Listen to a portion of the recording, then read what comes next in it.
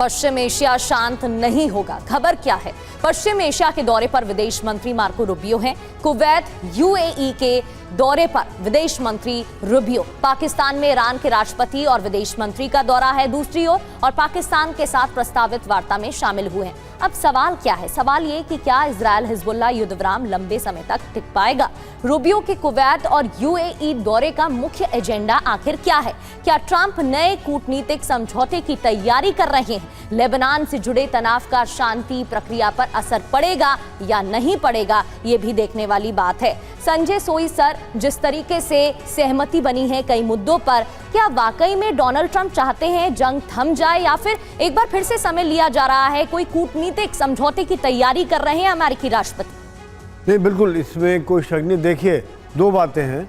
Ultimately America का भी objective यही है कि मध्य पूर्व में पूरी तरह से डोमिनेट करना, जिसमें रोड़ा सिर्फ एक है, वो ईरान है।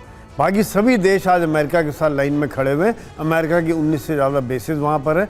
ईरान को किसी न किसी समय ख़त्म करना है। यहाँ पर कभी कभी मुझे लगता है क्या ये मट एंड जेफ वाली पॉलिसी कर रहे हैं कि इजराइल को कह दिया तू गुस्से वाली बात कर, हम थोड़ा प्यार से बात करेंगे। जेडी वैंस अलग बात करता है, ट्रंप उधर से यहाँ शांति की बात हो रही थी, वार्ता चल रही होती है, उधर से ट्रंप धमकियां दे रहे होते हैं। अमेरिका डोनाल्ड ट्रंप ने तो नहीं दिया कि मैं यहाँ शांति की कोशिश करता हूँ ताकि आर्थिक नुकसान से बचा जा सके, वहीं दूसरी तरफ पे आप प्रॉक्सीज को टारगेट करते रहो, साइमल्टेनियसली ऐसे स्पेशल ऑपरेशन चलाते रहो कि हम अमेरिका पर दबाव, ईरान पर दबाव बना सकें। बिल्कुल, तो ये मट एंड जेफ वही पॉलिसी होती है। एक तरह शांति की बात करता है, प्यार से करता है एक आदमी वो, और ये ट्रंप और जेडी वैंस के बीच में भी है। जेडी वैंस शांति से बात करते हैं, उधर ट्रंप बंदूक रखे होते हैं कि तुमने नहीं माना तो तुम्हें मैं बर्बाद कर दूंगा, खत्म कर दूंगा।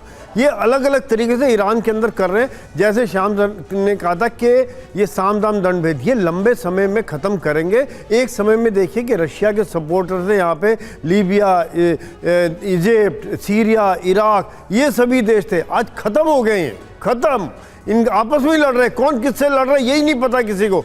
ईरान के अंदर भी अल्टीमेटली उनका उद्देश्य यही रहेगा, सफल हो या नहीं हो, कब तक वो संभालता रहेगा, कब तक बचा के रखेगा।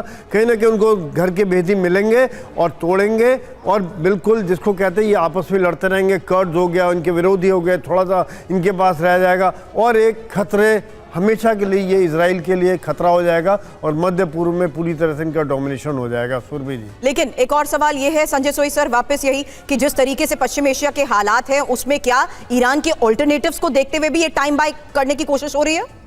नहीं, बिल्कुल। देखिए, यहाँ पे कोशिश ये हो रही है कि इस समय में ऑल्टरनेटिव के तौर पे देखिए अल्टीमेटली वो ट्रस्ट करते हैं, वो इजराइल पर ही करते हैं, जो एक मिलिट्री ताकत के तौर पर। बाकी जगह उन्होंने अपनी यूएई का दौरा है, पश्चिम एशिया के जो हालात है, यूएई की जो स्ट्रैटेजी है, कतर जिस लिहाज से ऑयल को देख रहा है ग्लोबली, क्या एक ऑल्टरनेटिव रूट बनाने की या ऑल्टरनेटिव पहल करने की ये कोशिश इस टाइम को बाय करते हुए हो रही है? सवाल ये है। नहीं, बिल्कुल, क्योंकि वो समय तो ले रहे हैं कि कहीं ना कहीं वो समय लें ताकि यहाँ पर कुछ ना कुछ जो गल्फ कंट्रीज को भी समय मिले, क्योंकि अल्टीमेटली ये कंट्री भी सफ़र कर रहे थे, नुकसान उठा रहे थे।